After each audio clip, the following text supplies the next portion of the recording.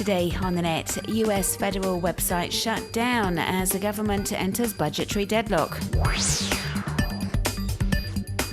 2 Canadians held in Egypt described their prison conditions. And a search engine that helps plant trees in the Amazon.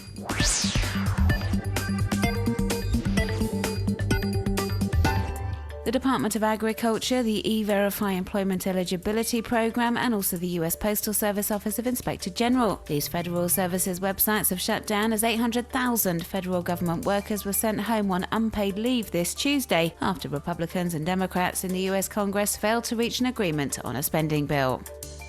The US administration's partial shutdown has impacted numerous websites, some of which are now hardly functioning at all.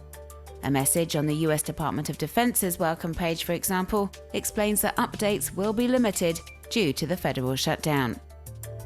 The budgetary deadlock has rendered unavailable several popular online services in the US, NASA's online television channel, for example, and also the webcam live streaming from the giant pandas enclosure at Washington's National Zoological Park.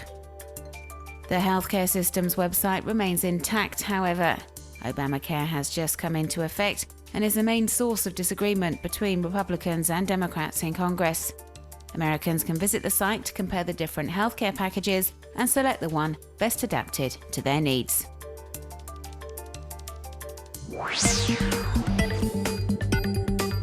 Canadian nationals Tarek Loubani and John Grayson were arrested in Cairo mid-August after they failed to respect the nighttime curfew in force in the Egyptian capital. They embarked on a hunger strike on Monday, September 16th, in protest to their detention conditions. They've described these conditions in a letter to their friends and family, which was posted online this weekend to this site set up in support of the two men.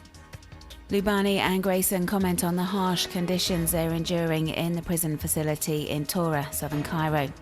They say they're holed up in a tiny cell with 6 other prisoners, sleeping on a cockroach-infested concrete floor. They say it's unacceptable and hope the international community will take action to obtain their immediate release.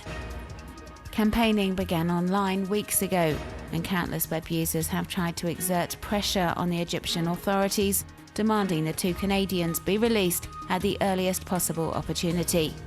This online petition, for example, has garnered over 145,000 signatures. The support movement for Loubani and Grayson isn't about to die down anytime soon. On Monday, the Egyptian Justice Department informed them they'd remain in detention for a further 45 days, despite the fact no official charges have been brought against them.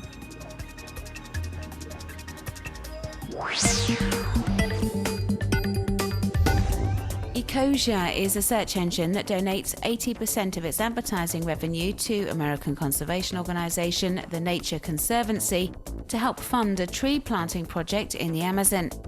Created in Germany in 2011, the portal, which is now also available in French, is responsible for over 48,000 new trees planted in Brazil. Keen to keep tourists and expats happy, the Foreign Affairs Office in the southern Chinese city of Shenzhen has launched a campaign asking residents for help with its Chinglish, so improving the English translation of its public signage by reporting any poor translations via social networks. There has been a rise in these signs, clumsily translated by software that rewrites the Chinese phrases literally, turning a fire extinguisher into a grenade, for example, and they've provided much amusement to English-speaking web users over the past few years. A box that defies the laws of gravity. This ingenious invention is the work of American DIY enthusiast Frederick Clark, who, along with 2 friends, built a rotating furnished room, a spinning set.